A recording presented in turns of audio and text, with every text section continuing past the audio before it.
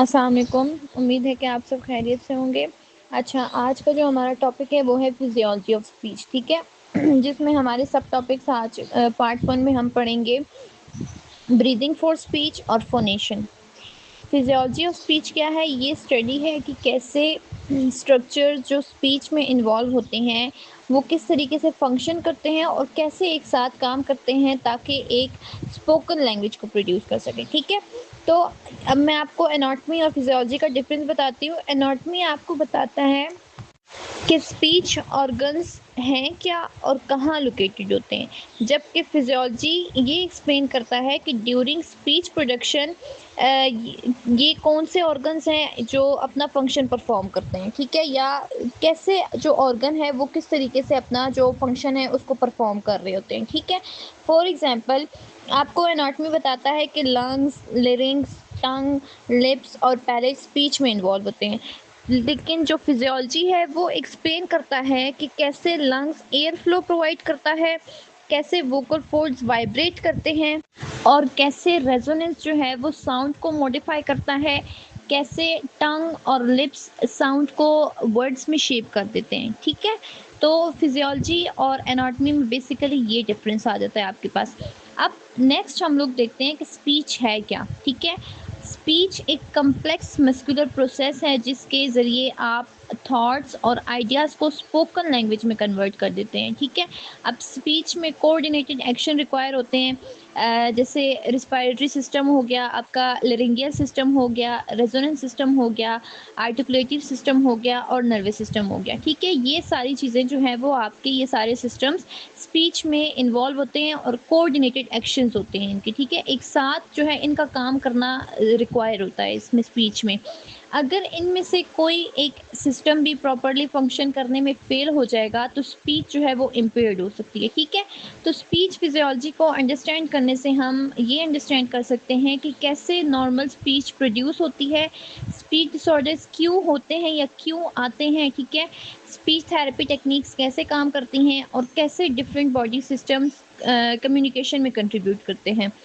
और जो एसएलपी यानी कि जो स्पीच लैंग्वेज पैथोलॉजिस्ट होता है उसके लिए भी फिजियोलॉजी को अंडरस्टैंड करना बहुत ज़्यादा ज़रूरी है। क्यों ज़रूरी है? क्योंकि ट्रीटमेंट अक्सर इन सिस्टम्स के फंक्शन को इम्प्रूव करने पर बेस करती है, ठीक है। आपको जब पता होगा कि कौन से एरिया के क्या फंक्शन है, ठीक है, और क्या इशू हो सकता है कि ये बच्चा जो है इसमें ये इम्पेयरमेंट आ रही है, तो उस फंक्शन की बेस पे आपको आसानी होती है एक इंसान को ट्रीटमेंट प्रोवाइड करने पे। और स्पीच प्रोडक्शन जो है वो आपके पास एक स्पेसिफिक सीक्वेंस में होता है, ठीक है। पहले क्या होता है, आपका जो ब्रेन है वो चीज़ों को प्लान करता है या वर्ड्स को प्लान करता है, या जो भी आपको बताता है कि क्या उसने करना कहना है, ठीक है। तो ब्रेन जो है वो प्लानिंग करेगा कि आप क्या कहना चाहते हैं, देन स्पीच के लिए जिन मसल्स की ज़रूरत होती है उन्हें वो एक्टिवेट करता है, ठीक है। आपका ये किस प्रोसेस में चल रहा होता है? ब्रेन, फिर उसके बाद आपका रिस्पायरेशन आता है, फिर आपके पास फोनेशन होती है, फिर आपकी रेजोनेंस होती है, फिर आर्टिकुलेशन होती है, एंड देन इन सब के प्रॉपर फंक्शनिंग के बाद जो है वो आपकी एक प्रॉपर स्पीच आउटपुट होती है, ठीक है। तो हर स्टेज पिछले स्टेज के सक्सेसफुल फंक्शनिंग पर डिपेंड करता है। जब तक आपका ब्रेन सही काम नहीं करेगा, आपका रिस्पायरेशन नहीं करेगा, आपका फोनेशन नहीं करेगा, रेजोनेंस नहीं करेगा, तो ब्रेन सही काम करेगा, वो बिल्कुल परफेक्ट काम करेगा। देन उसके बाद उसकी जो नेक्स्ट है रिस्पायरेशन पे जाएगा, रिस्पायरेशन सही काम करेगा तो फोनेशन सही काम करेगा, ठीक है। तो पिछला स्टेज सक्सेसफुल होगा तो तब ही अगला जो स्टेज है वो प्रॉपरली फंक्शन कर पाएगा और सक्सेसफुल फंक्शन कर पाएगा, ठीक है। देन इसमें हमारे पास आ जाते हैं 5 मेजर फिजियोलॉजिकल प्रोसेसेस स्पीच में, ठीक है। जिसमें सबसे पहले आ जाता है आपके पास ब्रीदिंग फॉर स्पीच, या इसको हम रिस्पायरेशन भी कहते हैं। तो स्पीच प्रोडक्शन के लिए जो एनर्जी और जो एयर फ्लो ज़रूरी होता है वो प्रोवाइड करता है आपको जो ब्रीदिंग सिस्टम है आपका या जो रिस्पायरेशन सिस्टम है, ठीक है। एयर फ्लो के बगैर जो स्पीच है वो आपकी अक्कर नहीं हो सकती, ठीक है। जैसे हमने एक एक्टिविटी की थी जिसमें हमने आपको कहा था कि आपने अपनी सांस रोकनी है एंड देन उसके बाद कोई वर्ड बोलना है या कोई सेंटेंस बोलना है, ठीक है। तो आपने आगे से मुझे बताया था कि मैम ये पॉसिबल ही नहीं है, हमारे अल्फाज नहीं निकल रहे हैं, ठीक है। तो ये वो एक्टिविटी इसलिए ज़रूरी थी आपकी कि यहाँ पे आके अब आप उस एक्टिविटी का कंसेप्ट आपको समझ आएगा कि एयर फ्लो जब तक नहीं होगा तब तक आपकी स्पीच नहीं हो सकेगी, ठीक है। देन उसके बाद आ जाता है आपके पास फोनेशन। अब वोकल फोल्ड्स की वाइब्रेशन से वॉइस प्रोड्यूस करता है जो आपका फोनेशन है, ठीक है। तो फोनेशन के बगैर खाली आपकी जो आवाज़ होगी वो विस्परिंग ही पॉसिबल होगी, आपकी जो है वो प्रॉपर आप बोल नहीं पाएंगे ऊंची आवाज़ में, या जैसे आपको आवाज़ आती है अगले बंदे की, ठीक है, वो आपको नहीं आएगी, जस्ट आपकी जो है वो विस्परिंग हो रही होगी फोनेशन के बगैर। देन थर्ड इसमें जो मेजर आ जाता है आपके पास वो है रेजोनेंस, ठीक है। वोकल फोल्ड से जो साउंड प्रोड्यूस होता है अब उससे मोडिफाई और एम्पलीफाई किया जाता है रेजोनेंस के थ्रू, ठीक है। तो रेजोनेंस के बगैर क्या होगा, जो स्पीच है, स्पीच का साउंड वीक और अननेचुरल होगा, ठीक है। देन फोर्थ मेजर आपके पास आता है आर्टिकुलेशन। आर्टिकुलेशन वॉइस को रिकॉग्नाइजेबल स्पीच साउंड में शेप करता है, ठीक है। आर्टिकुलेशन के बगैर क्या होगा, जो आपकी स्पीच है वो अंडरस्टैंडेबल नहीं होगी, आप उसको समझ नहीं पाएंगे, ठीक है। जैसे हमने बोला था कि अगर एक इंसान के माउथ में टीथ नहीं है, ठीक है, तो जब वो इंसान जब बोलेगा ना, जिसके दांत नहीं है, ठीक है, तो कुछ ऐसे स्पीच साउंड्स होंगे जो कि वो प्रोड्यूस नहीं कर पाएगा, ठीक है, जिसकी वजह से आपको उसके कुछ साउंड्स डिस्टॉर्टेड फील होंगे, आपको वो समझ नहीं आएंगे, ठीक है। तो आर्टिकुलेशन इसीलिए बहुत ज़्यादा ज़रूरी है। प्रॉपर जो आर्टिकुलेटर्स हैं वो होंगे तो आपकी जो स्पीच है वो प्रॉपर अंडरस्टैंडेबल होगी, ठीक है। इनमें से अगर कोई एक आर्टिकुलेटर भी सही काम नहीं कर रहा या वो एब्सेंट है तो उसकी जगह क्या होगा, आपको जो स्पीच है उसमें वो आपके लिए अंडरस्टैंडेबल नहीं होगी या थोड़ी मुश्किल से आपको समझ आएगी, ठीक है। देन फिफ्थ मेजर इसमें आ जाता है आपके पास न्यूरोलॉजिकल कंट्रोल। अब ब्रेन एंड नर्वस सिस्टम के थ्रू सब स्पीच मूवमेंट को जो आपका न्यूरोलॉजिकल कंट्रोल है वो कोऑर्डिनेट करता है, ठीक है। इसके बगैर जो स्पीच है वो आपकी प्लान नहीं होगी और प्रॉपरली एग्जीक्यूट नहीं हो पाएगी, ठीक है। इसलिए जो ये 5 मेजर्स हैं ये इंपॉर्टेंट हैं। देन इसमें जो आपका सब टॉपिक आ जाता है वो आता है speech as a chain reaction, ठीक है। जो स्पीच है, स्पीच को आप एज अ चेन रिएक्शन भी ले सकते हैं, जिसमें स्टेप 1 आपके पास आता है कि आपका जो ब्रेन है वो प्लान करता है स्पीच को, यानी कि ब्रेन डिसाइड करेगा कि क्या वर्ड्स बोलने हैं, कौन सी साउंड्स की ज़रूरत है और किस ऑर्डर में इसको प्रोड्यूस करना चाहिए, ठीक है। जैसे आप इंग्लिश होती है ना आपके पास, उसका एक प्रॉपर ग्रामेटिकल ऑर्डर होता है, ठीक है, कि पहले सब्जेक्ट आएगा, वर्ब आएगा, ऑब्जेक्ट आएगा। इसी तरह जो आपका ब्रेन है वो प्रॉपर बता रहा होता है या प्रॉपर प्लानिंग कर रहा होता है कि कहाँ पे कौन सा वर्ड जो है वो आना चाहिए, ठीक है। लाइक आप गुड मॉर्निंग बोलना डिसाइड करते हैं, तो स्पीच का प्लान कहाँ से शुरू होगा, ब्रेन में शुरू होगा, ठीक है। देन स्टेप 2 में जो है ब्रेन के बाद आपका रिस्पायरेटरी सिस्टम आता है। रिस्पायरेटरी सिस्टम आपको क्या प्रोवाइड करता है, एयर फ्लो प्रोवाइड करता है, ठीक है। आपके लंग्स जो है वो एयर अंदर लेते हैं, यानी कि रिस्पायरेशन होती है आपकी, ठीक है। आपका डायफ्राम कॉन्ट्रैक्ट होता है, आपके एयर लंग्स में स्टोर होती है, ठीक है। और जब आप बोलेंगे तो जो एयर है वो आपकी स्लोली रिलीज होगी, ठीक है, आपके लंग्स में से। और एयर फ्लो स्पीच के लिए एनर्जी सोर्स है, ठीक है। यहाँ पे जो आपका एयर फ्लो है वो स्पीच के लिए क्या बना, एनर्जी फ्लो बना, ठीक है। देन उसके बाद आपके पास आ जाता है स्टेप 3 में, रिस्पायरेशन का जब प्रोसेस कंप्लीट हो जाता है, ठीक है, एयर फ्लो स्पीच के लिए एनर्जी सोर्स बन गया, तो उसके बाद क्या होगा, आपका लेरिंग्स आ जाएगा, ठीक है।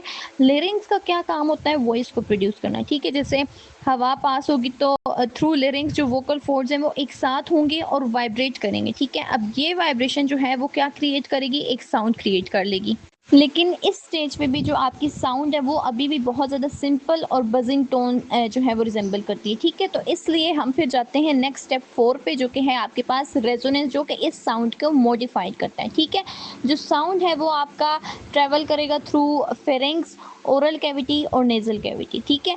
ये तीनों कैविटी जो है वो साउंड को मॉडिफाई और एम्पलीफाई करेगी, ठीक है। वॉइस को रिचनेस प्रोवाइड करेगी, लाउडनेस प्रोवाइड करेगी और यूनिकनेस क्वालिटी या यूनिक क्वालिटी जो है वो यहाँ पे रेजोनेंस के स्टेप में उसको मिलेगी, ठीक है। देन जब आपका साउंड मॉडिफाई एम्पलीफाई हो गया तो उसके बाद आ जाएंगे अब आपके आर्टिकुलेटर्स। आर्टिकुलेटर्स क्या करेंगे, इस साउंड को या इस स्पीच को जो है वो शेप करेंगे, ठीक है। जो किसके थ्रू होगा, आर्टिकुलेटर्स के थ्रू होगा, जो कि हैं आपके पास टंग, लिप्स, टीथ, पैलेट और जॉ, ठीक है। स्पेसिफिक पोजीशंस में मूव करते हैं ये आपके, ठीक है। और ये मूवमेंट्स जो है क्या करेंगे, फिर वॉइस को रिकॉग्नाइजेबल स्पीच साउंड्स में कन्वर्ट कर देंगे, ठीक है। जैसे आप बोल रहे होते हैं तो आपका जॉ, आपके टीथ, सॉरी आपके टंग, आपके लिप्स, ये जो है वो कंटिन्यूसली मूव कर रहे होते हैं, ठीक है। और आपको साउंड्स को, आपके साउंड को रिकॉग्नाइजेबल स्पीच में कन्वर्ट कर देते हैं। तो फाइनल रिजल्ट क्या आएगा, जो आपका लिसनर होगा ना वो आपका जो वर्ड आपने बोलना चाह रहे थे गुड मॉर्निंग, वो उसको गुड मॉर्निंग सुनेगा, ठीक है? कोई बजिंग साउंड नहीं होगी, कोई विस्परिंग नहीं होगी, प्रॉपर जो है वो उसको साउंड में, आवाज़ में, वॉइस में सुन लेगा, जो कि होगा good morning instead of simple buzzing sound, ठीक है? देन इसमें आपके पास नेक्स्ट टॉपिक आ जाता है कि स्पीच सिस्टम में जो इंटरेक्शन हो रही होती है, ठीक है? तो स्पीच सिस्टम जो आपका है वो कभी भी अकेला काम नहीं करता, ये सेम टाइम पे एक साथ जो है वो आपके स्पीच सिस्टम काम कर रहे होते हैं। जैसे फॉर एग्जांपल आपने वर्ड मामा बोलना है, तो आपका जो रिस्पायरेटरी सिस्टम है वो आपको एयर फ्लो प्रोवाइड करेगा, आपका जो लिरिक्स है वो वॉइसिंग प्रोड्यूस करेगा, रेजोनेंस जो है वो एम साउंड के लिए नेजल रेजोनेंस क्रिएट करेगा आपका, ठीक है? एम साउंड, मा साउंड जो है उसके लिए आपको रेजोनेंस क्रिएट करेगा, और आर्टिकुलेटरी सिस्टम जो है वो एम साउंड के लिए लिप्स को क्लोज करेगा, ठीक है? जैसे जब हम एम बोलते हैं तो हमारी लिप्स जो है वो एकदम से क्लोज होते हैं, ठीक है? और जो आपका नर्वस सिस्टम है वो यहाँ पे क्या करेगा, इन सब मूवमेंट्स को कोऑर्डिनेट करेगा, और ये सब एक्शन जो है with in fraction of second हो रहे होते हैं, ठीक है? अब जैसे मैं कंटिन्यूसली बोल रही हूँ, ठीक है? तो इसमें मैं सिर्फ एक साउंड नहीं प्रोड्यूस करी, काफ़ी साउंड ज़्यादा प्रोड्यूस कर रही हूँ, लेकिन फिर भी जब मैं एक सेंटेंस बोलती हूँ तो मैं मे बी कोई 4 सेकेंड्स में या 2 सेकेंड्स में ही बोल लेती हूँ, ठीक है? तो आप सोचिए कि जब एक एक साउंड प्रोड्यूस हो रहा होगा तो वो फिर कितने टाइम में हो रहा होगा, ठीक है? देन इसमें आ जाता है आपके पास नॉर्मल स्पीच फिजियोलॉजी की कैरेक्टरिस्टिक्स क्या क्या हैं। अब जो नॉर्मल स्पीच प्रोडक्शन है ना, उसके लिए क्या क्या चीज़ें रिक्वायर होती हैं। सबसे पहले तो आपको आपकी ब्रेथ का सपोर्ट जो है वो एडिक्वेट होनी चाहिए, यानी जितना एयर फ्लो आपको चाहिए, इनफ एयर फ्लो आपका लाजमी अवेलेबल हो, ठीक है? जितना एयर फ्लो आपके साउंड प्रोडक्शन के लिए चाहिए होगा, अगर वो नहीं होगा तो फिर आपकी जो साउंड है वो सही तरीके से नहीं बन पाएगा, ठीक है? तो आपकी जो ब्रेथ सपोर्ट है वो एडिक्वेट होनी चाहिए। देन उसके बाद जो इसका सेकंड कैरेक्टरिस्टिक है आपके फिजियोलॉजी का स्पीच के, वो ये है कि आपके जो वोकल फोल्ड की फंक्शनिंग है वो एफिशिएंट होनी चाहिए, यानी कि वोकल फोल्ड को नॉर्मली वाइब्रेट करना होगा, ठीक है? देन प्रॉपर रेजोनेंस आ जाता है, यानी कि जो आपकी ओरल और नेजल कैविटीज़ हैं उनको करेक्टली फंक्शनिंग करना होगा। अगर आपके ओरल साउंड्स के लिए नाक से हवा निकल रही है या इंटर हो रही है, या नेजल साउंड्स के लिए आपके मुंह से जो है वो ओरली आपकी हवा अंदर या हो रही है, बाहर निकल रही है, तो तब वहाँ वहाँ पे भी आपकी जो स्पीच होगी वो डिस्टॉर्टेड होगी, ठीक है? साउंड की प्रोडक्शन वैसी नहीं होगी जैसे होनी चाहिए। देन इसमें करेक्टरिस्टिक आपका आ जाता है कि आपकी जो आर्टिकुलेशन है वो एक्यूरेट होनी चाहिए, यानी कि जो आपके आर्टिकुलेटर्स हैं उनको भी प्रिसाइजली मूव करना होगा, ठीक है? देन आपका आता है इसमें इंटेक्ट न्यूरोलॉजिकल कंट्रोल, यानी ब्रेन और नर्व्स को मस्ट मूवमेंट को उनकी जो मूवमेंट है ब्रेन और नर्व्स की, वो इफेक्टिवली एक दूसरे के साथ कोऑर्डिनेट करना होगा, ठीक है? तब ही आपके जो है वो प्रॉपरली, जब ब्रेन और नर्व्स आपकी कोऑर्डिनेट नहीं करेंगे तो आपकी स्पीच जो प्रोडक्शन है वो सही नहीं होगी, ठीक है? फॉर एग्जांपल इमेजिन करें आपने ये सेंटेंस कहना है कि मेरा नाम जो है अहमद है, with in a few seconds आपका जो ब्रेन है ये सेंटेंस बोलने के टाइम पे, जब आप यानी कि प्लान कर लेता है उस चीज़ को कि आपने जो है ये सेंटेंस बोलना है, ठीक है? आपने अपने दिमाग में एक चीज़ कर ली है कि मेरा नाम अहमद है, आपने बोलना है, तो आपका ब्रेन उसको प्लान कर लेगा with in few seconds.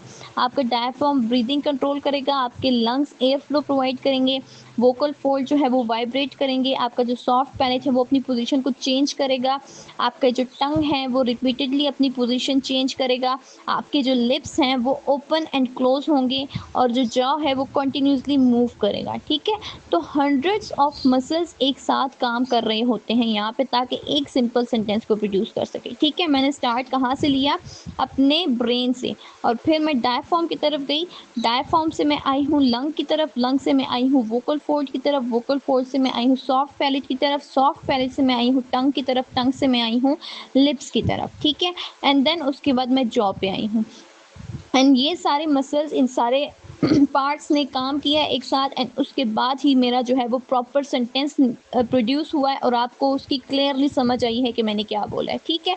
Then इसमें आ जाता है आपके पास नेक्स्ट सब topic, clinical importance speech physiology की।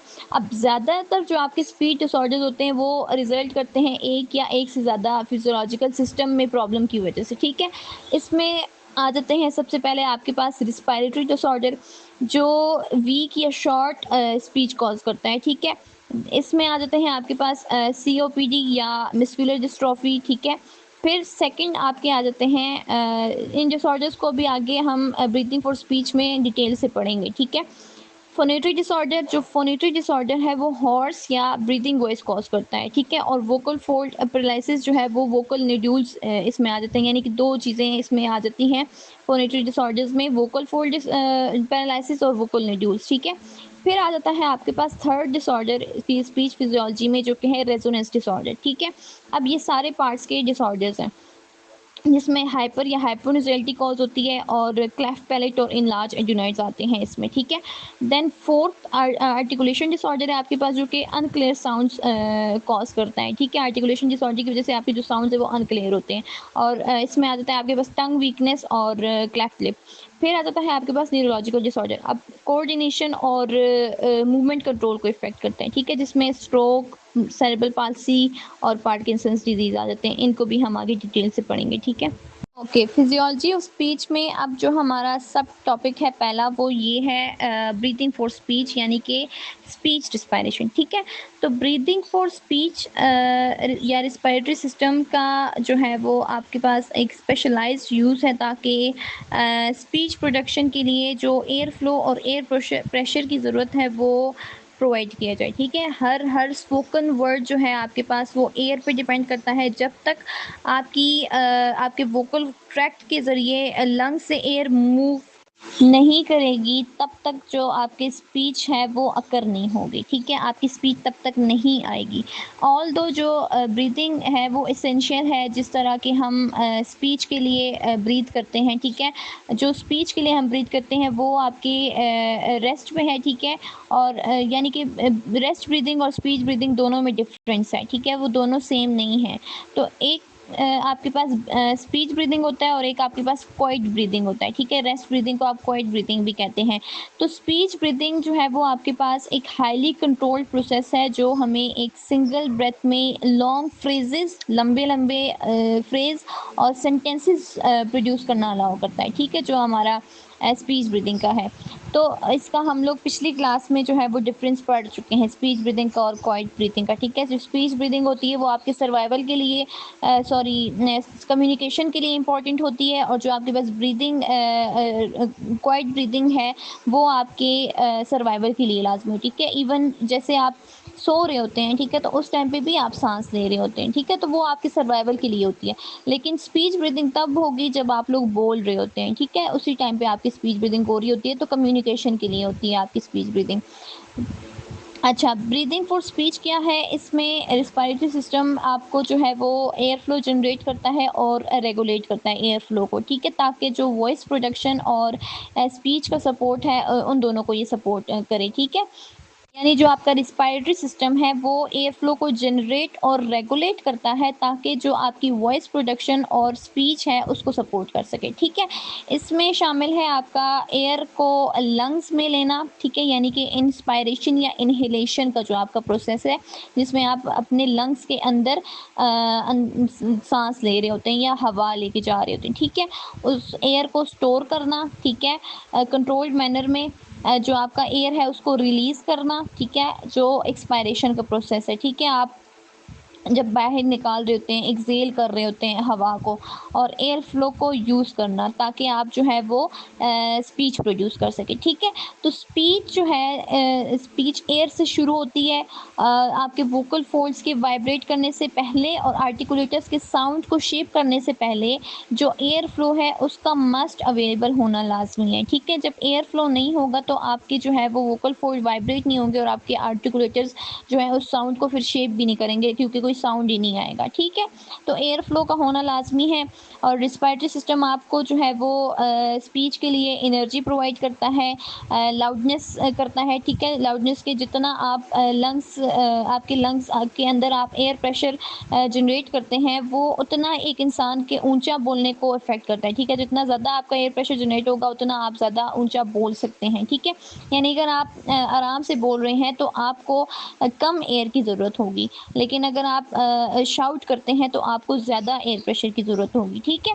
देन आपका जो है ये प्रोवाइड करता है रेस्पिरेटरी सिस्टम आपको ड्यूरेशन ऑफ स्पीच यानी कि ब्रेथ सपोर्ट डिटरमाइन करता है कि कितना लंबा एक इंसान बोल सकता है विदाउट पॉजिंग, रुके बगैर, ठीक है। लाइक जो एक लेक्चरर है, ठीक है, वो एक ही सांस में एक पूरे सेंटेंस को बोल लेता है इफेक्टिव ब्रेथ सपोर्ट कंट्रोल की वजह से, ठीक है। अब जैसे मैं हूँ, मैं बोलने से पहले आपका काफ़ी दफ़ा मैंने एग्जांपल दी है कि मैं क्या करती हूँ, मैं पहले एक सांस लेती हूँ, उसमें मेरी कोशिश होती है कि मैं उस एक पूरे सेंटेंस को कंप्लीट कर सकूँ, ठीक है। एंड देन उसके बाद दोबारा इनहेल करूँ एंड उसमें जो है अगेन एक पूरे सेंटेंस को बोलूँ, ठीक है। देन आपको आपका respiratory system speech quality provide करता है, यानी जितना आपका रिस्पायरेटरी कंट्रोल अच्छा होगा उतनी आपकी जो स्पीच है वो स्मूथ होगी, आपकी लाउडनेस एडिक्वेट होगी और क्लियर वॉइस क्वालिटी होगी आपकी, ठीक है। और जितना आपका रिस्पायरेटरी कंट्रोल पुअर होगा, आपकी स्पीच जो है वो वीक होगी, आप शॉर्ट फ्रेजेस आपके होंगे और बार बार आपको उसमें रुकना पड़ेगा, ठीक है। देन इसमें आ जाता है आपके पास सब टॉपिक स्पीच ब्रीदिंग में एनाटमी। अब हमने एनाटमी में पढ़ चुके हैं कि हम जब ब्रीदिंग कर रहे होते हैं उसमें आपके कौन कौन से ऑर्गन्स इन्वॉल्व होते हैं।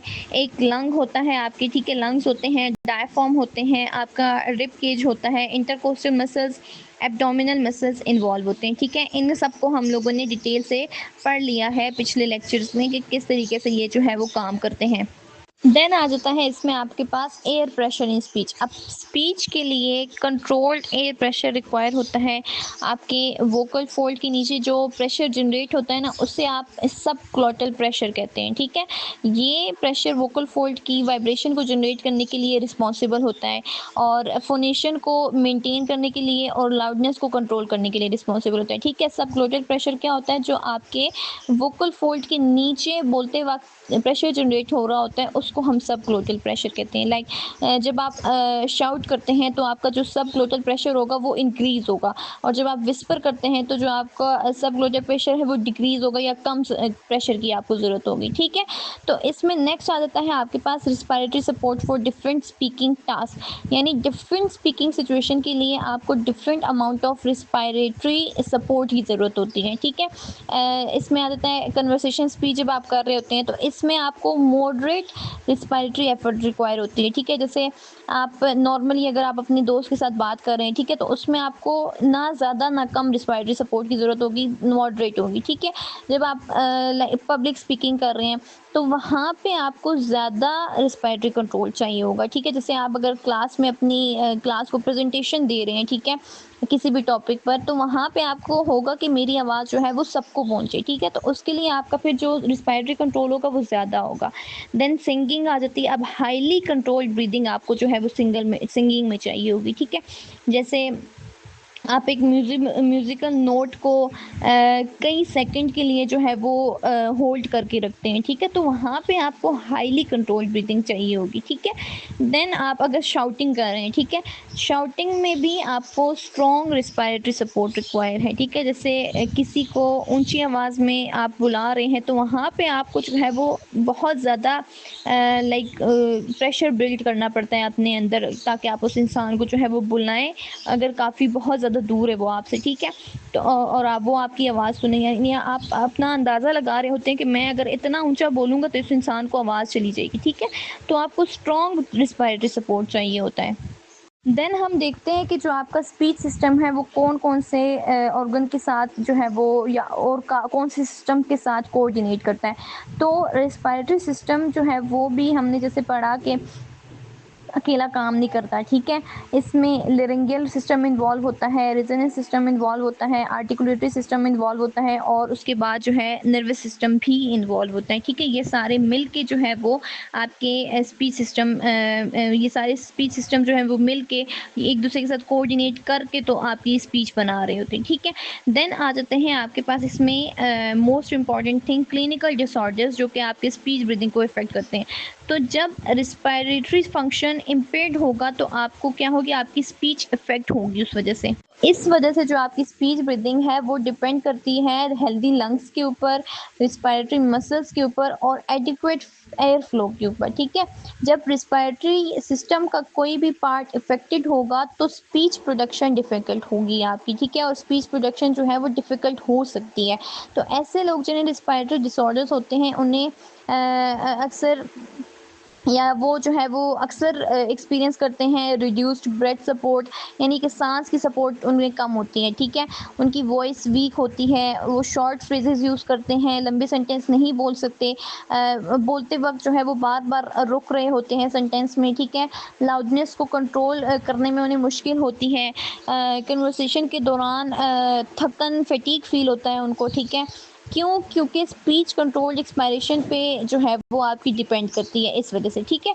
तो रिस्पायरेटरी डिसऑर्डर्स जो हैं वो सिग्निफिकेंटली आपकी कम्युनिकेशन को इफेक्ट कर सकते हैं, ठीक है। इसमें जो सबसे पहला डिसऑर्डर हम पढ़ेंगे वो है आपके पास अस्थमा। अस्थमा जो है वो एक क्रोनिक रिस्पायरेटरी कंडीशन है जिसमें एयरवेज इन्फ्लेम्ड यानी सूज जाते हैं और नैरोड होते हैं, यानी कि तंग होते हैं जो आपके एयरवेज हैं, ठीक है।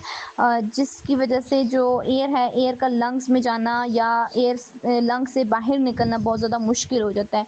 तो इसका स्पीच फिजियोलॉजी के ऊपर क्या इफ़ेक्ट पड़ता है कि जो अस्थमा अटैक के दौरान आपके एयरवेज हैं वो दब जाती हैं, ठीक है, कंस्ट्रिक्ट हो जाती हैं, तंग हो जाती हैं। आपके जो लंग्स हैं वो कम एयर को लंग्स तक कम एयर पहुंचती है, आपके स्पीच के लिए जितना आपको एयर फ्लो अवेलेबल होता है वो कम हो जाता है, ठीक है। और कंटिन्यू स्पीच मेंटेन करने में स्पीकर जो है उसको स्ट्रगल वो कर रहा होता है, ठीक है। क्यों? क्योंकि जो स्पीच है, स्पीच को हवा का मस्कुलर बहाव रिक्वायर होता है, ठीक है, और रिड्यूस्ड एयर फ्लो जो है वो नॉर्मल वॉइस प्रोडक्शन में इंटरफेयर कर सकती है इस वजह से, ठीक है। तो अब अस्थमा के लोगों को जो वो किस चीज़ का मुज़ाहरा कर रहे होते हैं जिन्हें अस्थमा होता है, उनकी शॉर्ट फ्रेजेस होते हैं, ठीक है। बात करते हुए वो बार बार सांस ले रहे होते हैं, उनकी लाउडनेस रिड्यूस्ड होती है, स्पीच उनकी इंटरप्टेड होती है, ठीक है, बार बार इंटरप्ट हो रही होती है, उनको स्वेयर अटैक्स के दौरान बोलने में बहुत ज़्यादा मुश्किल होती है, ठीक है। फॉर एग्जाम्पल अब मैंने एक सेंटेंस है, मैं बोल रही हूँ, ठीक है, तो मैं उसको एक सांस में बोल रही हूँ, ठीक है। फॉर एग्जाम्पल मैं कहती हूँ कि मैं आज जो है वो मैं आपको स्पीच की फिजियोलॉजी के बारे में बताने लगी हूँ। तो अब ये सेंटेंस पूरा मैंने जो है वो एक सांस में बोल लिया, लेकिन जो अस्थमा का पेशेंट है वो इसी सेम सेंटेंस को जो है वो बार बार स्टॉप होगा और बार बार इनहेल करेगा एंड देन उसके बाद वो इसको कंप्लीट कर पाएगा, ठीक है। तो जो अस्थमा के पेशेंट होते हैं उनको आप जो है वो इसमें थेरेपीज़ जो करवा रहे होते हैं, जो स्पीच थेरेपिस्ट है वो क्लिनिकल रेलेवेंस क्या देता है इसमें कि वो उनको speech control breath control exercises करवाता है, पेसिंग टेक्निक्स उनको करवाता है, ठीक है, सिखाता है, कोऑर्डिनेटेड ब्रीथिंग स्ट्रेटजीज उनको देता है ताकि उनकी जो कम्युनिकेशन है वो उसकी एफिशिएंसी इम्प्रूव हो। देन इसमें आपके पास रिस्पायरेटरी डिसऑर्डर्स में सेकंड डिसऑर्डर आ जाता है क्रोनिक ऑब्स्ट्रक्टिव पल्मोनरी डिजीज़ यानी COPD। अब COPD जो है वो एक प्रोग्रेसिव लंग डिजीज़ है जिसमें कंडीशन जैसे ब्रोंकाइटिस और एम्फिजिमा हो जाते हैं, ठीक है, ये दोनों शामिल होते हैं। अब ये बीमारी लंग की एयर को एफिशिएंटली एक्सचेंज करने की एबिलिटी को रिड्यूस कर देता है, ठीक है, यानी कि लंग को जो है वो एफिशिएंटली वो एयर को अंदर बाहर नहीं कर पाता है, ठीक है। तो इस वजह से जो लंग की इलास्टिसिटी है वो डिक्रीज़ हो जाती है, स्पीच के लिए कम एयर अवेलेबल होती है, ठीक है, कंट्रोल्ड एक्सपायरेशन उस इंसान की मुश्किल हो जाती है और एयर जो है वो अक्सर लंग्स में ट्रैप हो जाती है, ठीक है। तो एज अ रिज़ल्ट क्या होगा, जो थ्रू आउट एटरेंस यानी कि पूरे जो जुमला जितना भी वो बोल रहा है उसके दौरान जो स्पीकर है उसको एडिक्वेट एयर फ्लो मेंटेन करने में डिफ़िकल्टी होती है, ठीक है।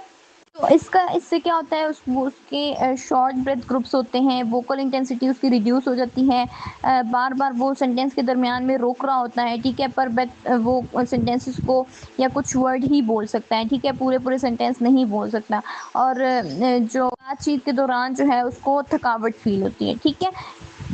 फॉर एग्जांपल एक हेल्दी इंसान है, ठीक है, वो अगर वो एक सेंटेंस बोलता है कि भाई मेरा नाम अहमद है और मैं जो है स्पीच लैंग्वेज पैथोलॉजी पढ़ता हूँ, ठीक है, लेकिन जो सिवियर सीओपीडी का पर्सन होगा या जो पेशेंट होगा, ठीक है, इसे 2-3 सांसों में ये सेंटेंस बोला जाएगा, वो एक सांस में उसको कंप्लीट नहीं कर पाता, ठीक है।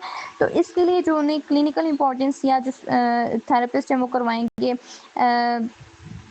थेरेपिस्ट का जो फोकस होगा वो रिस्पायरेटरी मसल ट्रेनिंग पे होगा, एफिशिएंट ब्रेथ यूजेज पे होगा, फ्रेज ग्रुपिंग पे होगा, फ्रेज ग्रुपिंग, ठीक है, और एनर्जी कंजर्वेशन स्ट्रेटजीज के ऊपर होगा। देन थर्ड डिसऑर्डर जो इसमें आ जाता है वो आपके पास आता है मस्कुलर डिस्ट्रोफी।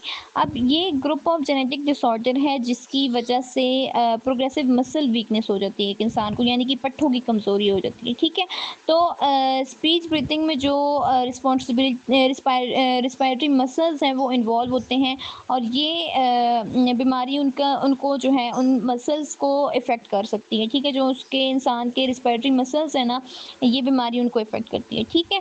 तो जैसे कि रिस्पायरेटरी मसल्स यहाँ पे वीक हो रहे होते हैं उस इंसान के, तो इनहेलेशन भी उस इंसान की फिर लेस इफ़ेक्टिव हो जाती है, और जो एक्सहेलेशन है वो भी वीक हो जाती है, सब ग्लोटल प्रेशर जो है वो उसका डिक्रीज़ हो जाता है, ठीक है, और स्पीच के लिए ब्रेथ सपोर्ट उसका इनसफिशिएंट हो जाता है, और स्पीकर जितना एयर फ्लो उसको चाहिए होता है ना नॉर्मल स्पीच प्रोटेक्शन के लिए, उतना जनरेट नहीं कर पाता, ठीक है। अब जैसे हमने कहा कि सब ग्लोटल प्रेशर भी आपके लिए ज़रूरी होता है, ठीक है, तो आप फिर शाउटिंग वगैरह के लिए आपका वो सिस्टम ही नहीं, जब सब ग्लोटल प्रेशर आपका कम प्रोड्यूस होगा तो फिर शाउटिंग या लाउड बोलना वो आपके लिए मुश्किल हो जाता है थोड़ा, ठीक है।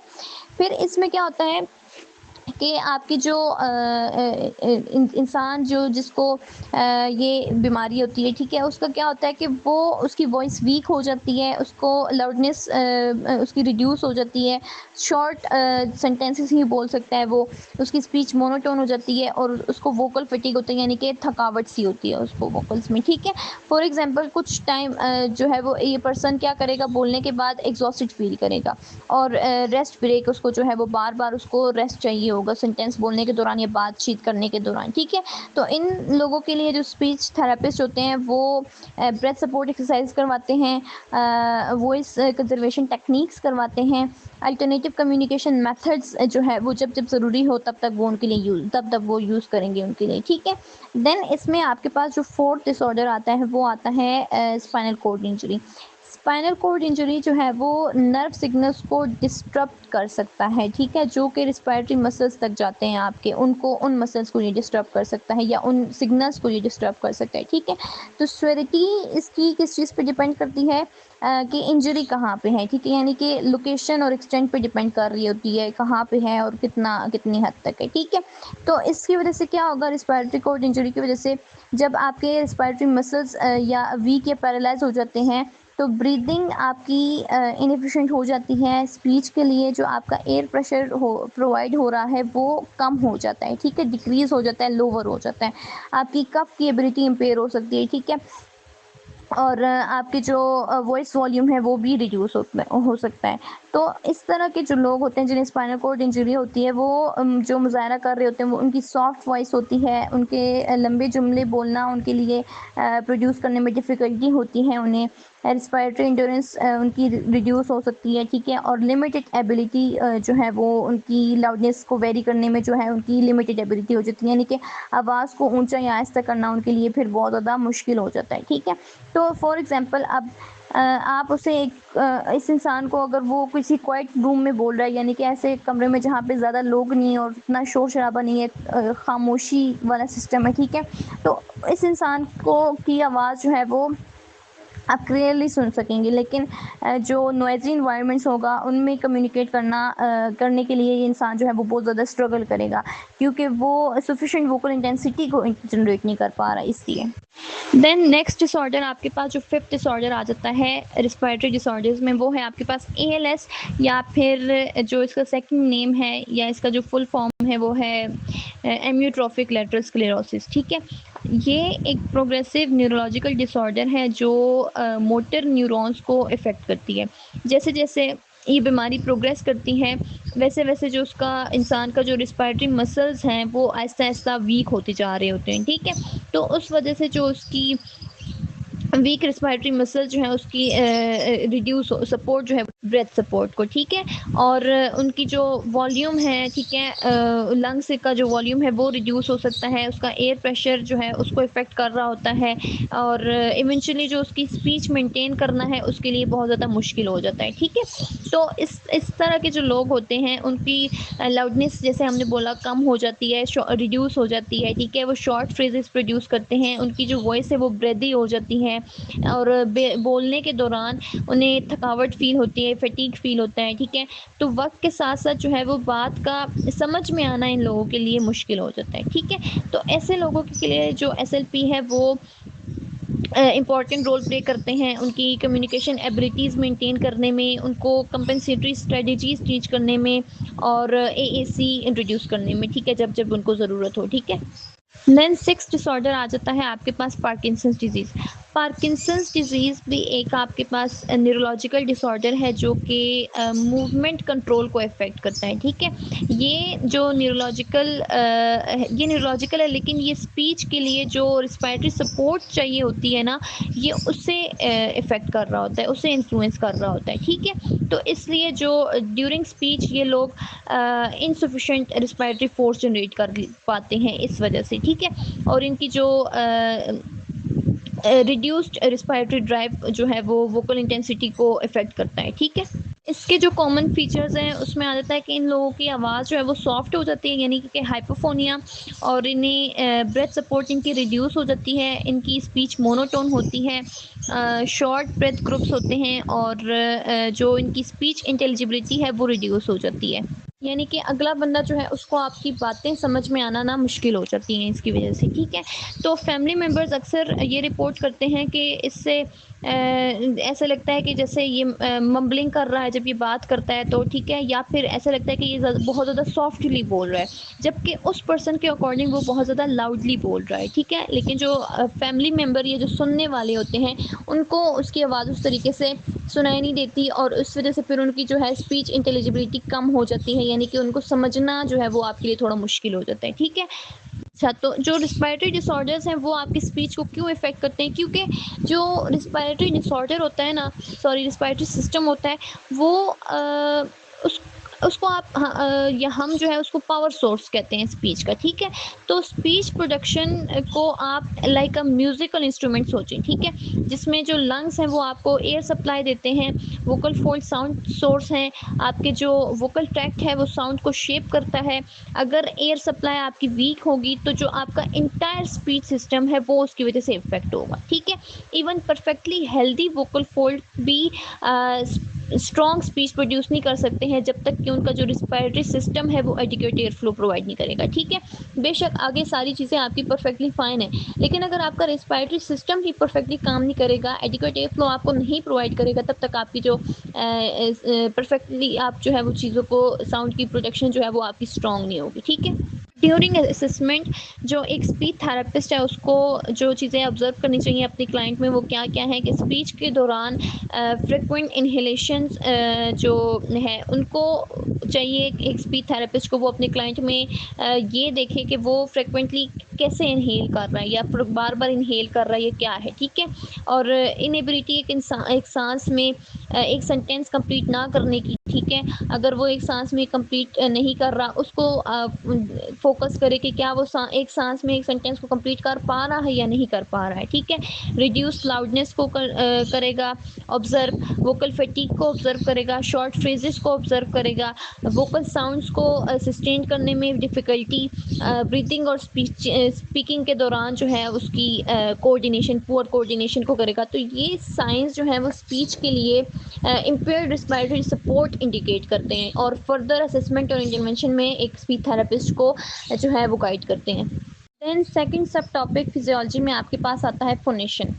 फोनेशन रिस्पायरेटरी सिस्टम के स्पीच के लिए एयर फ्लो प्रोवाइड करने के बाद जो आपके पास नेक्स्ट फिजियोलॉजिकल प्रोसेस आता है वो फोनेशन है, ठीक है। तो फोनेशन एक ऐसा प्रोसेस है जिसमें आपके लिरिंग्स लंग्स से आने वाले एयर फ्लो को साउंड में कन्वर्ट कर देते हैं, ठीक है।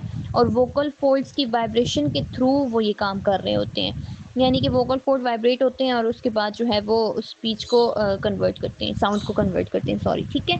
तो ये जो है आपके पास फोनेशन ह्यूमन साउंड या ह्यूमन वॉइस प्रोड्यूस करने के लिए रिस्पॉन्सिबल होते हैं, ठीक है, जो स्पीच के लिए एज अ साउंड सोर्स सर्व करते हैं। तो फोनेशन के बगैर हम सिर्फ विस्पर ही कर पाएंगे। क्यों?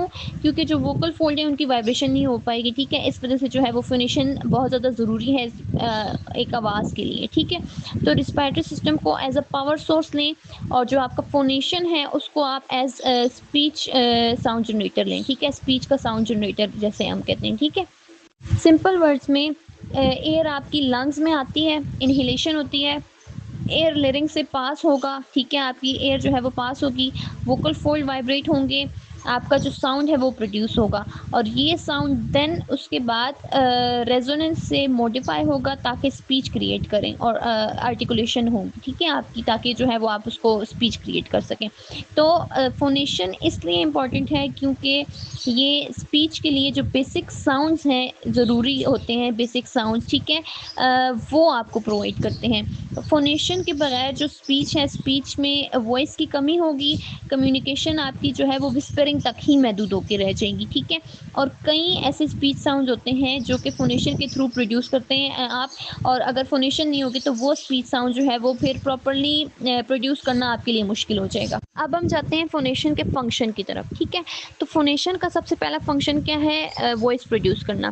फोनेशन का प्राइमरी फंक्शन हमने जैसे बोला कि वॉइस प्रोडक्शन है, तो वोकल फोल्ड्स जो एयर फ्लो को साउंड एनर्जी में ट्रांसफॉर्म कर देंगे आपके, ठीक है। वोकल फोल्ड क्या करेंगे? एयर फ्लो को साउंड एनर्जी में ट्रांसफॉर्म कर देंगे। लाइक जब आप हेलो बोलते हैं तो वॉइस साउंड्स थ्रू फोनेशन आपकी जो है वो प्रोड्यूस होंगे, ठीक है।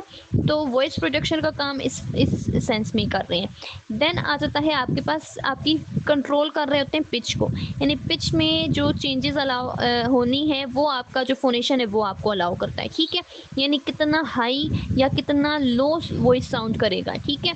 या जब जैसे बच्चे की आवाज़ है उसकी जो पिच होगी वो हाई होगी, लेकिन जो अडल्ट मेल की आवाज़ है उसकी जो पिच है वो लो होती है, ठीक है। इसी वजह से जो मेल होते हैं उनकी आवाज़ फिर भारी हो रही होती है। देन कंट्रोल्स लाउडनेस, ठीक है, यानी कि एयर फ्लो का जो फोर्स है वो वोकल लाउडनेस को इन्फ्लुएंस करता है, ठीक है। जैसे विस्परिंग अगर आप कर रहे हैं तो उसमें आपकी जो लाउडनेस होगी वो लो होगी। जब आप नॉर्मल कन्वर्जेशन कर रहे होते हैं तो उसमें जो आपकी लाउडनेस है वो मॉडरेट होगी, लेकिन जब आप शाउटिंग करेंगे तो उसमें आपकी जो लाउडनेस है वो हाई होगी, ठीक है। तो आपकी लाउडनेस को भी पिच आपका जो फोनेशन है वो कंट्रोल करता है।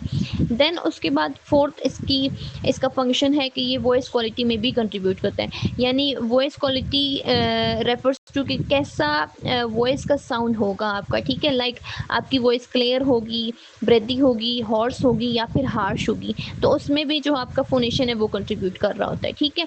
तो इसमें आ जाते हैं जो एनाटॉमी इन्वॉल्व होती है फोनेशन में, वो होती है लिरिंग्स, वोकल फोल्ड्स, ग्लोटिस और रिस्पायरेटरी सिस्टम। इनको भी हम पिछले लेक्चर्स में डिटेल के साथ पढ़ चुके हैं एनाटॉमी में, ठीक है।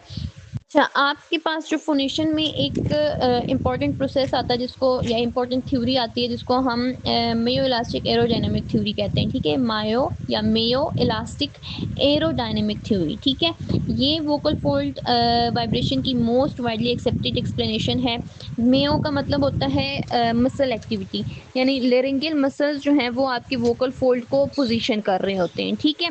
देन जो इलास्टिक है, इलास्टिक का मतलब होता है टिश्यू इलास्टिसिटी, यानी कि जो इनकी ओपनिंग के बाद जो फोल्ड्स हैं वो नेचुरली एक दूसरे के साथ दोबारा इकट्ठे हो जाते हैं, एक दोबारा अपनी पोजीशन में जो है वो रिटर्न हो जाते हैं, बंद हो जाते हैं, ठीक है। एरोडायनेमिक का मतलब होता है एयर फ्लो या फिर एयर और एयर प्रेशर, ठीक है, यानी लंग्स से एयर इनिशिएट करता है और वाइब्रेशन सस्टेन करता है, ठीक है। फिर इसमें आ जाता है आपके पास सेकंड प्रिंसिपल, बर्नौली प्रिंसिपल। ये भी फोनेशन में इम्पॉर्टेंट कंसेप्ट है। जब एयर फ्लो की वेलोसिटी इंक्रीज होती है तो आपका जो प्रेशर है वो क्या हो जाता है? डिक्रीज हो जाता है, ठीक है। तो जैसे वोकल फोल्ड में से एयर रैपिडली पास करेगा, ये आपका जो फोनेशन है, ठीक है, और प्रेशर को डिक्रीज कर देगा, वोकल फोल्ड जो है वो दोबारा से इकट्ठे हो जाएंगे और इससे जो आपकी वाइब्रेशन है वो मेंटेन रहेगी, ठीक है। तो इस वजह से जो बर्नौली प्रिंसिपल है ये बहुत ज़्यादा इंपॉर्टेंट है फोनेशन में। अब नेक्स्ट काम ये क्या करता है, फंडामेंटल फ्रिक्वेंसी यानी कि पिच। अब पर सेकंड जो पिच फ्रिक्वेंसी का मतलब क्या होता है कि जो पर सेकंड आपकी वाइब्रेशन हो रही है, ठीक है, वोकल फोल्ड्स की, उसको आप कहते हैं फ्रिक्वेंसी, ठीक है। तो हर्ट्ज में इसको आप मेजर करते हैं, और रिलेशनशिप इसका पिच के साथ क्या है कि जितनी ज़्यादा वोकल फोल्ड की वाइब्रेशन होगी उतनी ज़्यादा आपकी जो है वो पिच क्रिएट होगी, ठीक है। और जितनी कम आपकी जो है वो वाइब्रेशन होगी वोकल फोल्ड्स की, उतनी कम आपकी जो है पिच क्रिएट होगी, ठीक है। जैसे अडल्ट मेल की अगर आप बात करें तो उनकी अप्रोक्सीमेटली 85 टू 180 हर्ट्ज होती है, ठीक है। और अडल्ट फीमेल की 165 टू 255 हर्ट्ज होती है, जबकि बच्चों की 250 से 400 हर्ट्ज होती है, ठीक है, फ्रिक्वेंसी पिच। तो अब जितनी ज़्यादा होगी ये, उतनी ज़्यादा आपकी पिच ज़्यादा होगी, ठीक है। जैसे बच्चों में आपने देखा है कि उनकी पिच जो है वो बहुत ज़्यादा है, फ्रिक्वेंसी, ठीक है। तो इस वजह से जो उनकी आवाज़ होती है वो ज़्यादा चेंज होती है, जबकि फ़ीमेल की कम होती है, फिर मेल की जो है वो भारी आवाज़ होती है, इसी वजह से, क्योंकि उनकी लो पिच होती है, ठीक है। 85 से 180 हर्ट्ज इनकी जो है वो वेरी कर रही होती है।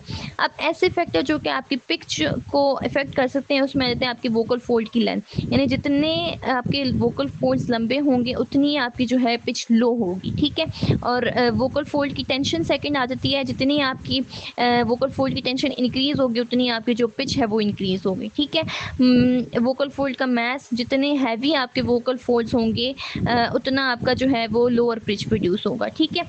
देन इसमें आ जाता है आपके पास लाउडनेस इन्फोनेशन। अब वॉइस की जो परसीव्ड इंटेंसिटी है उसको कहते हैं लाउडनेस, ठीक है। जैसे इसमें मेन फैक्टर कौन कौन से आ जाते हैं आपके पास, सब ग्लोटल प्रेशर जो है वो इसमें मेन फैक्टर है आपका, ठीक है। सब ग्लोटल प्रेशर जो आपके वोकल फोल्ड से नीचे प्रेशर बिल्ड हो रहा होता है उसको आप सब ग्लोटल प्रेशर कहते हैं, ठीक है। फॉर एग्जांपल जो आपकी सॉफ्ट वॉइस है उसके लिए जो आपका सब ग्लोटल प्रेशर है वो लो होगा, जबकि शाउटिंग के लिए आपको जो सब ग्लोटल प्रेशर चाहिए होगा वो हाई होगा, ठीक है। देन इसमें आता है आपके पास वॉइस क्वालिटी। फोनेशन जो है वो आपकी वॉइस क्वालिटी में भी काम करते हैं, ठीक है, कि कैसी इंसान की जो वॉइस है वो साउंड करेगी, उसकी आवाज़ कैसी होगी, ठीक है। नॉर्मल वॉइस जो है वो क्लियर और एफिशिएंट वोकल फोल्ड वाइब्रेशन की वजह से होती है, जबकि ब्रेदी वॉइस जो है वो आपकी फोनेशन के दौरान ज़्यादा एयर अगर आपका इस्केप होगा तो फिर आपकी ब्रेदी वॉइस होगी, ठीक है। लाइक पर्सन जिनका वोकल फोल्ड कंप्लीट क्लोज नहीं होता है उनकी जो है वो ब्रेदी वॉइस होती है अक्सर, ठीक है। देन आ जाता है आपके पास होर्स वॉइस, यानी कि इरेगुलर वोकल फोल्ड वाइब्रेशन होती है। जो वोकल पैथोलॉजी है वो उसमें जो वो होर्स वॉइस है वो कॉमन है, ठीक है। देन आ जाता है आपके पास हार्श वॉइस, जो फोनेशन के दौरान एक्सेसिव मस्कुलर टेंशन होती है उसकी वजह से आपकी वॉइस जो है वो हार्श होती है, ठीक है। देन इसमें नेक्स्ट आ जाता है कि स्पीच सिस्टम कौन कौन से इसमें जो है वो इन्वॉल्व होते हैं, या फोनेशन किस किस के साथ जो है वो कोऑर्डिनेट कर रहा होता है। तो फोनेशन जो है वो रेजोनेंस, आर्टिकुलेटरी सिस्टम और नर्वस सिस्टम के साथ कोऑर्डिनेट करता है, ठीक है। इसमें ये तीनों सिस्टम्स इन्वॉल्व होते हैं। देन इसमें आ जाते हैं आपके पास डिसऑर्डर्स। फोनेशन के कौन कौन से डिसऑर्डर हैं? अच्छा, जब लिरिंक्स, वोकल फोल्ड्स, एयर फ्लो या जो न्यूरोलॉजिकल कंट्रोल है आपकी वॉइस प्रोडक्शन का, उनमें प्रॉब्लम आएंगे तो आपका जो फोनेशन डिसऑर्डर है वो होगा आपको, ठीक है। अब ये डिसऑर्डर्स आपकी क्वालिटी, पिच, लाउडनेस, आपकी वॉइस की एफिशिएंसी, इन सारी चीज़ों को इफ़ेक्ट करते हैं, ठीक है। तो इनमें पहला डिसऑर्डर आपके पास आता है वोकल नोड्यूल्स, ठीक है। हमने जब फिजियोलॉजी पढ़े थे तब मैंने आपको बोला था कि हम लोग पढ़ेंगे इनको डिटेल में, ठीक है। हमने पहले ब्रीदिंग वाले भी डिटेल में पढ़े हैं, अब हम फोनेशन के डिसऑर्डर्स डिटेल में पढ़ेंगे। अच्छा, वोकल नोड्यूल्स जो है वो स्मॉल बेनिजिन यानी कि non cancerous callus like growth होती है आपके दोनों वोकल फोल्ड्स के ऊपर जो डेवलप हो रहे होते हैं due to repeated vocal abuse या मिस यूज़, ठीक है। जब आप अपने वोकल फोल्ड्स का बहुत ज़्यादा यूज़ करते हैं या मिस यूज़ करते हैं, ठीक है, तो उसकी वजह से आपके दोनों वोकल फोल्ड्स के ऊपर स्मॉल बेनिजिन यानी non cancerous callus like growth हो रही होती है। कैलस लाइक जैसे मोटा सा चमड़ा होता है ना, उस तरीके का आपकी ग्रोथ हो रही होती है, ठीक है। और ये होती है, इसको आप सिंगर्स नोड्यूल या फिर टी टीचर्स नोड्यूल भी कह सकते हैं। इसके दो ये और नाम है, ठीक है, जो अमूमन कहा जाता है इनको। और ये एक्सेसिव शाउटिंग यानी ऊंचा बोलने की वजह से, ज़्यादा शाउट करने की वजह से, ऊंचा बोलने की वजह से, अपनी वॉइस को इम्प्रॉपर यूज़ करने की वजह से, बहुत ज़्यादा एक्सेसिव सिंगिंग की वजह से और क्रोनिक थ्रॉट क्लियरिंग की वजह से आपको हो सकते हैं, या फिर बहुत ज़्यादा बोलना विदाउट वोकल रेस्ट, ठीक है। जब आप अपने वोकल को रेस्ट नहीं देते हैं और बहुत ज़्यादा बोलते हैं तो उसकी वजह से भी आपको जो है वोकल नोड्यूल्स हो सकते हैं, ठीक है। और फोनेशन के दौरान जो नोड्यूल्स हैं वो वोकल फोल्ड्स को कम्प्लीटली क्लोज होने से आपके प्रिवेंट करते हैं, ठीक है। इनका इफेक्ट ये होता है आपकी फोनेशन के ऊपर, ठीक है, कि जब फोनेशन के दौरान जो नोड्यूल्स हैं वो आपकी वोकल फोल्ड को कम्प्लीटली क्लोज होने से प्रिवेंट करते हैं।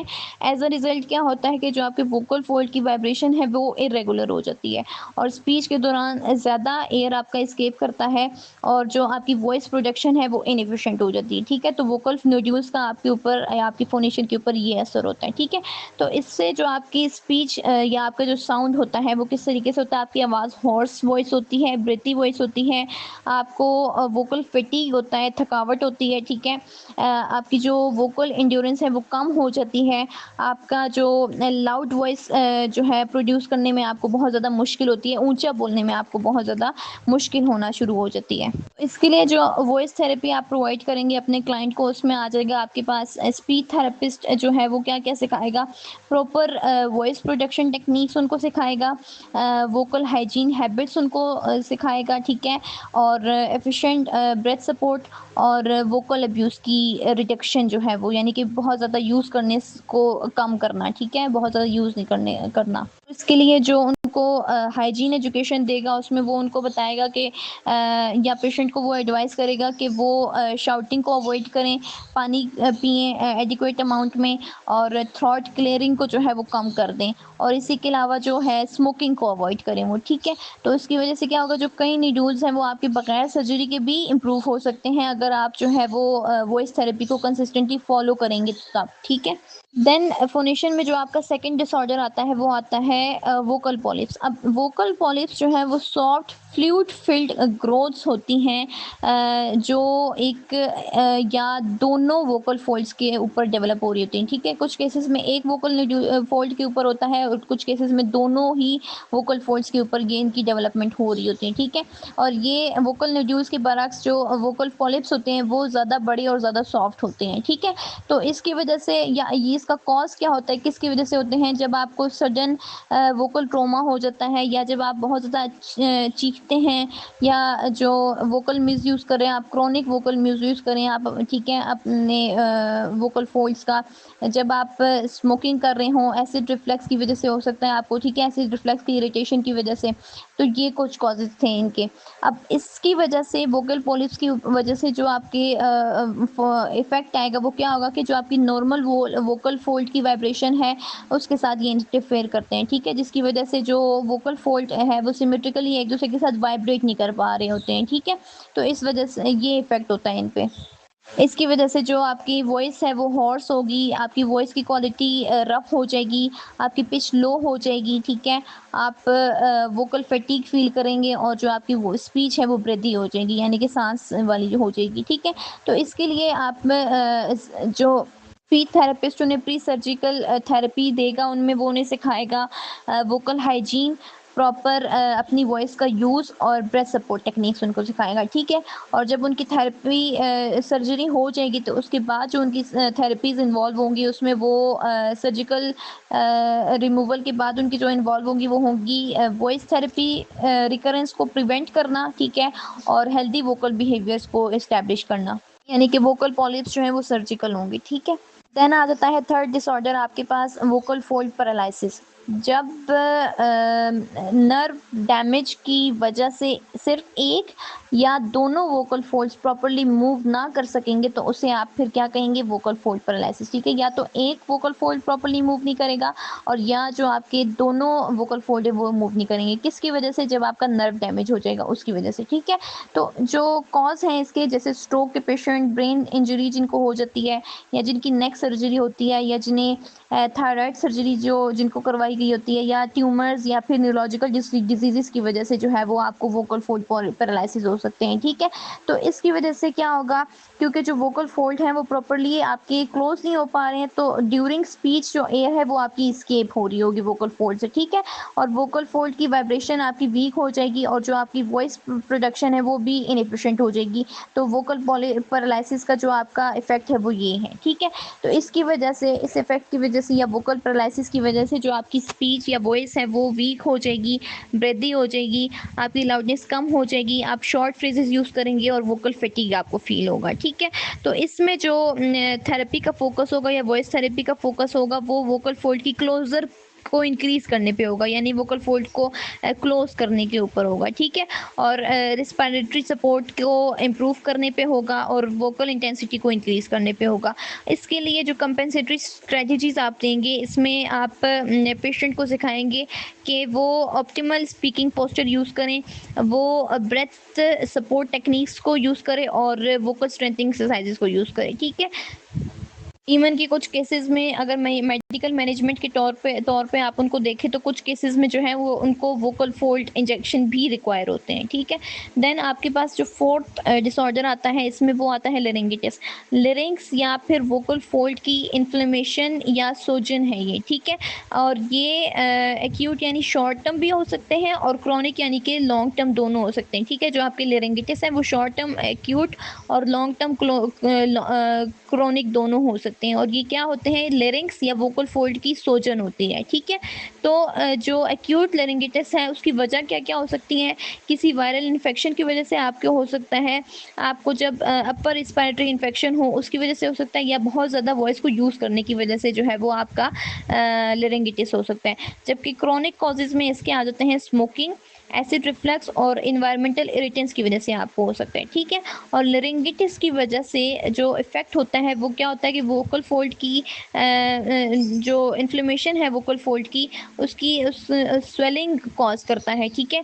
और यानी कि इन्फ्लेमेशन की वजह से जो वोकल फोल्ड्स हैं वो स्वेल हो जाते हैं आपके, और सोलन फोल्ड फिर नॉर्मली वाइब्रेट नहीं कर पाते, ठीक है? जब आपके वो फोल्ड स्वेल हो जाएंगे तो वो फिर जाहिर सी बात है कि साउंड के आने पर या एयर फ्लो के आने पर प्रॉपर्ली वाइब्रेट नहीं कर पाएंगे, ठीक है?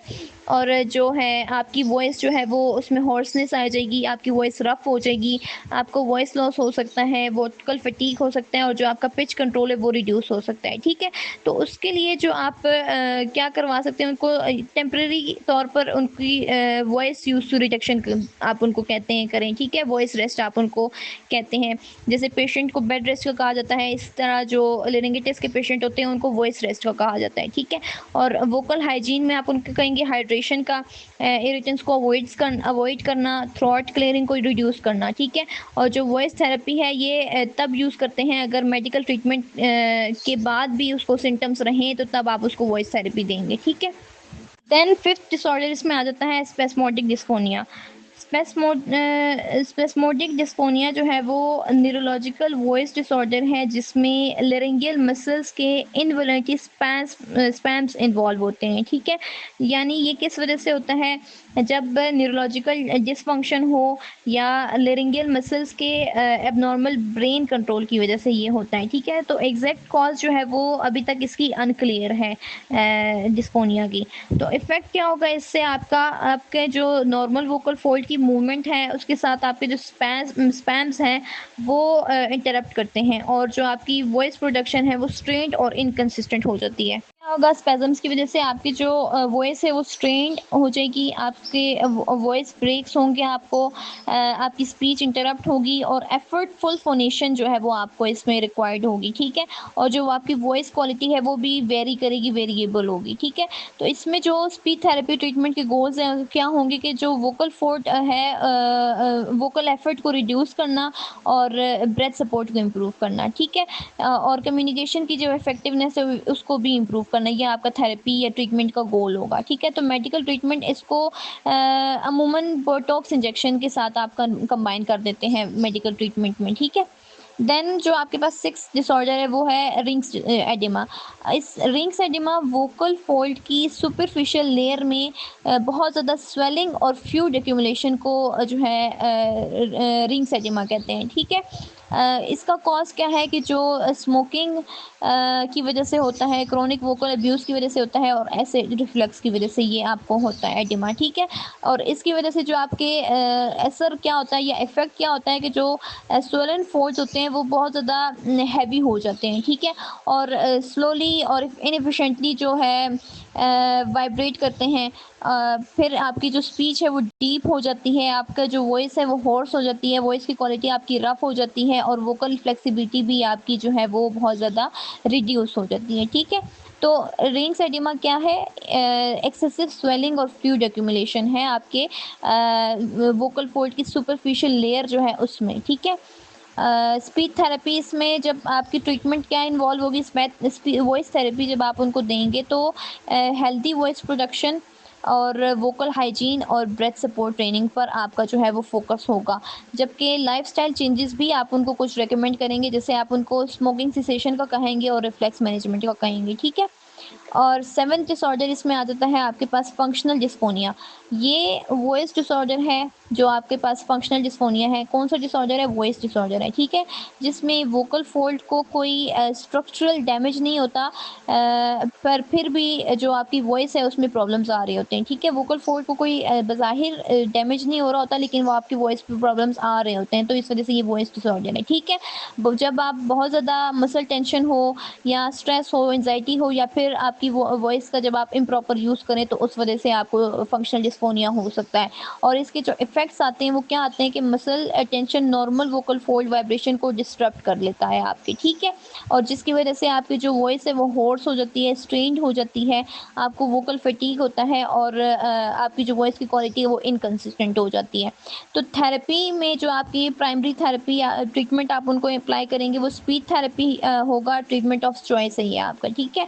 और टेक्निक्स इसमें कौन-कौन सी इन्वॉल्व होंगी? आप एक्सेसिव आप उनको रिलैक्सेशन एक्सरसाइजेस का कहेंगे, रेजोनेंट वॉइस थेरेपी आप उनके लिए अप्लाई करेंगे और ब्रेथ सपोर्ट ट्रेनिंग करवाएँगे और मसल टेंशन रिडक्शन आप उनको देंगे, ठीक है। देन 8 और लास्ट डिसऑर्डर आपके पास आ जाता है जो कि है मसल टेंशन डिस्फोनिया यानी कि एमटीडी।